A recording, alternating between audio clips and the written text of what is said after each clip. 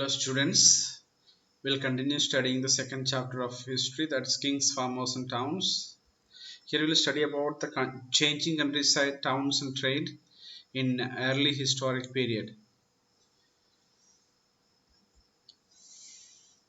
Popular perceptions of king. No accounts by the people about the kings, but we get to know about the rulers and kings through stories and folk tales like Panchatantra and other books written in Pali. Strategies for increasing agricultural production during this period. It was a way to meet the increased demand for taxes. To have more agricultural production, people began to use iron-tipped plowshare. The people introduced transplantation of paddy for better production. Irrigation through wells, tanks and canals were also started. Who agriculture in semi-arid parts of Punjab, Rajasthan, hilly tracts in northeastern states and central parts. Some differences in rural society. With the increase in production, differences arose among the people engaged in agriculture. Buddhist tradition refers to landless agricultural laborers, small peasants and large landlords. And large landlords were very powerful and had control over other farmers. Sankam text uh, mentions about large landowners or vellalar, plowmen or wherever, and slaves or adime. So the differences in rural society was mainly due to the control over land, labor and technologies. Land grants and new elites, rural elites. Land grants by kings were recorded in inscriptions. Most of the records are generally about grants that were given to religious institutions or to the Brahmanas.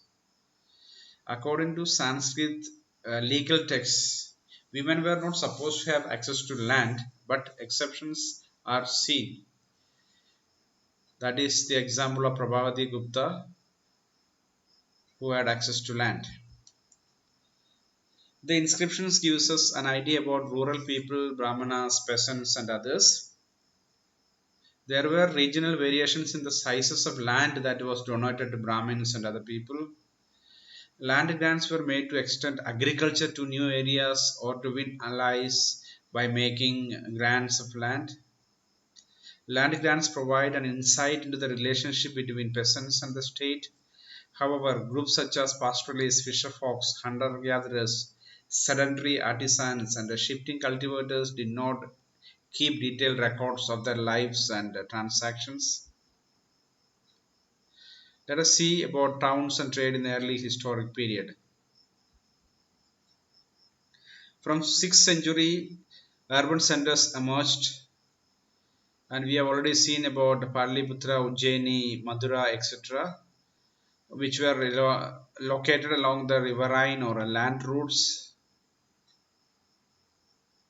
There were different activities taking place around these towns. Artisans and traders organized themselves in guilds or shanies. Trade was not confined within the subcontinent, but it went and extended beyond East, North Africa and West Asia and to South Asia and China. India used to export spices, fine pearls, ivory, silk cloth, medicinal plants, etc. Rural population. Kings and ruling elites lived in fortified cities. People lived in towns were washing folk, weavers, scribes, carpenters, potters, goldsmiths, etc. Trade in the subcontinent and beyond. The trade extended beyond the boundaries of the kingdoms, and it is extended up to Central Asia, North Africa, West Asia and beyond. Merchants traveled far and